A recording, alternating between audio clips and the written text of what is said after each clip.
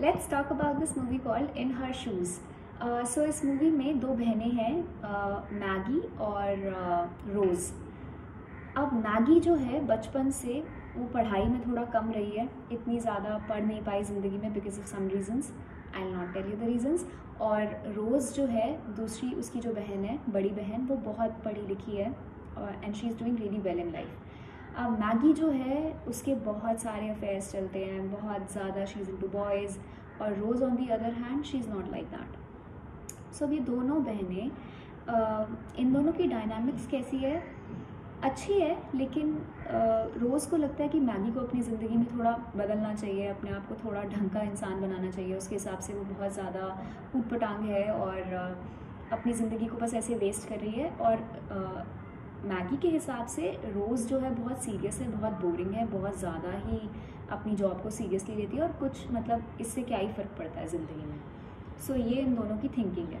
अब इनकी फैमिली में पीछे से मतलब पीछे जो है बहुत कुछ हो रखा है जिसकी वजह से ये दोनों जैसी हैं वैसी हैं, ठीक है। सो इस मूवी में बेसिकली इन दोनों के रिलेशनशिप में कैसे चेंजेस आते हैं, कैसे मैगी की ज़िंदगी में इतने ज़्यादा चेंजेस आते हैं, रोज़ के साथ क्या होता है, क्योंकि रोज़ का तो दिल ही टूटा रहता है हर वक्त, और मैगी यहाँ पर वो उसको होश ही नहीं है, वो बहुत आवारा है।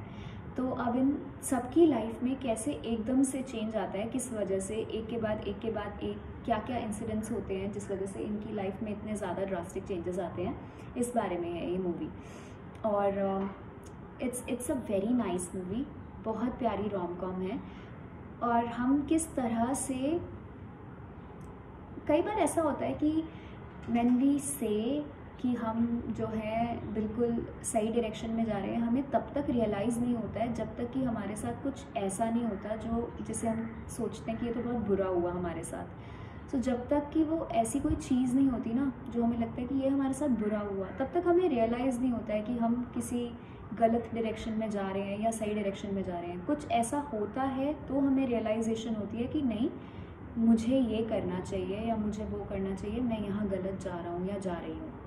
सो इस मूवी में भी ऐसा होता है। सो जब इन दोनों के बीच में कुछ ऐसी चीज़ें हो जाती हैं जो कि बिल्कुल इरिपेरेबल हैं और अब वापस से नॉर्मल नहीं हो सकती हैं, that's what they believe. So life इनको किस डायरेक्शन में लेके जाती है, ये मूवी इस बारे में है। It's a very nice movie, बहुत अच्छा सा मैसेज देती है और साथ ही साथ बहुत फ़न है, बहुत फ़न है। You should definitely watch it and let me know how did you like it.